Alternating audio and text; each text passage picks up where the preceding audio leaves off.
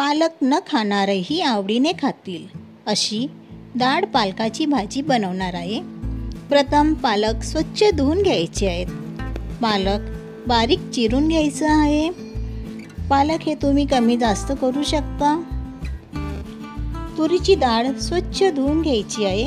त्याच्याऐवजी मुगाच्या डाळीचा वापर करता येतो। कुकरमध्ये डाळ घालून घ्यायचं आहे। कांद्याचे मोठे काप घालायचे आहेत। टोमॅटो घालायचा आहे। 3 ते 4 पाकळ्या लसणाचे घालायचे आहेत। अगदी थोड्या प्रमाणात मीठ आणि हळद घालून घ्यायचं आहे।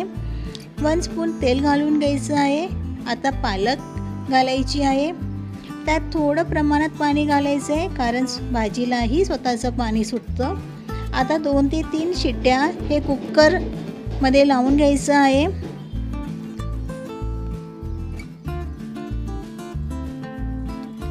भरड वाटण तयार करून घेऊ। लसणाचे पाकळ्या, जिरं, कोथिंबीर घालून हे वाटून घ्यायचं आहे।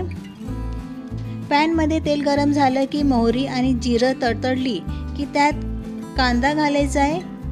छान परतून घ्यायचं आहे। टोमॅटो घालून परतायचं आहे। भरड वाटण घालून घ्यायचं आहे। तेही छान परतून घ्यायचं आहे। थोडं मीठ घालायचं आहे। हळद, जिरा पावडर, धने पावडर, लाल तिखट घालून परतून घ्यायचं आहे। यात शिजलेलं वरण घालायचं आहे। छान मिक्स करून घ्यायचं आहे। कोथिंबीर घालून 1 ते 2 उकळी आली की आपली डाळ भाजी तयार। छान असं टेस्टी हेल्दी डाळ भाजी नक्की करू।